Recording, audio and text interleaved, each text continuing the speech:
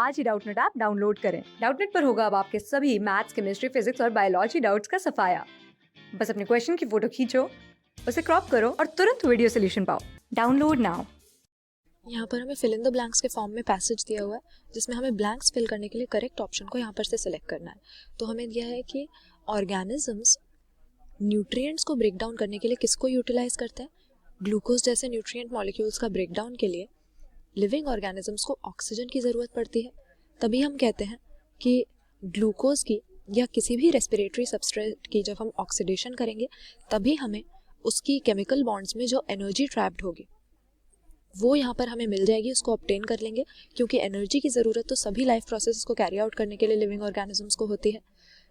तो यहाँ पर न्यूट्रिएंट्स के ब्रेक डाउन के लिए ऑक्सीजन की ज़रूरत होती है। तो ए ब्लैंक में हमारा O2 आना चाहिए, जैसा कि दो ऑप्शंस में हमें दिया है।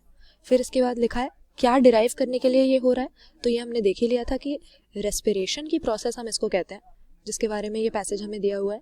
रेस्पिरेशन की प्रोसेस में रेस्पिरेटरी सबस्ट्रेट्स का यानी डिफरेंट न्यूट्रिएंट मॉलिक्यूल्स का, जनरली तो ये ग्लूकोज ही होता है, कार्बोहाइड्रेट जो यहाँ पर हमें दिया हुआ है, लेकिन और भी कई तरह के सबस्ट्रेट्स को हम रेस्पिरेशन के लिए यूटिलाइज कर सकते हैं, जैसे कि प्रोटीन्स को और फैट्स को, जिनकी ऑक्सीडेशन करके हम एनर्जी निकालेंगे।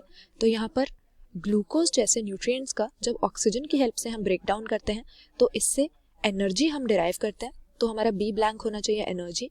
और इसके बाद लिखा हुआ है कि कैटाबॉलिज्म के लिए, अब कैटाबॉलिज्म से हमारा क्या मतलब है, हमें मालूम है कि किसी भी लिविंग ऑर्गेनिज्म के बॉडी सेल्स में लगातार कंटिन्यूअसली कुछ केमिकल रिएक्शंस चलते रहते हैं, और इन सभी केमिकल रिएक्शंस के सम को हम मेटाबॉलिज्म कहते हैं उस ऑर्गेनिज्म का।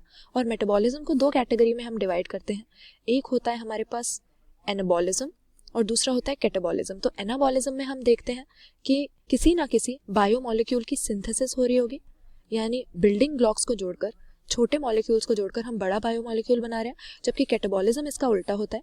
कैटाबॉलिक प्रोसेस में ब्रेक डाउन हो रहा है या फिर बड़े बायोमॉलिक्यूल को छोटे फ्रेगमेंट्स में तोड़ा जा रहा है। तो यहाँ पर इस तरह के कैटाबॉलिज्म के लिए हमें किस चीज़ की कंटिन्यूअसली ज़रूरत होती है, ऑक्सीजन की, ये तो हमने देखा था। तो सी ब्लैंक में O2 होना चाहिए, और डैश जो सेल्स में प्रोड्यूस होता है उसको बाहर रिलीज करना होता है। तो यहाँ पर रेस्पिरेशन की प्रोसेस में क्या रिलीज होता है, कार्बन डाइऑक्साइड रिलीज होता है, क्योंकि जब भी हम ऑक्सीडेशन करेंगे किसी कार्बोहाइड्रेट मॉलिक्यूल की तो जो उसका बाय प्रोडक्ट होगा वो हमें कार्बन डाइऑक्साइड के फॉर्म में मिलेगा। तो यहाँ पे हमें बी और डी दोनों ऑप्शंस आइडेंटिकल दे दिए, जबकि यहाँ पर डी में हमें सी के साथ O2 लिखना चाहिए और डी में CO2 होना चाहिए, क्योंकि O2 की रिक्वायरमेंट होती है और CO2 जो सेल्स प्रोड्यूस करते हैं रेस्पिरेशन के दौरान उसको बाहर रिलीज करना होता है या हमें एलिमिनेट करना होता है।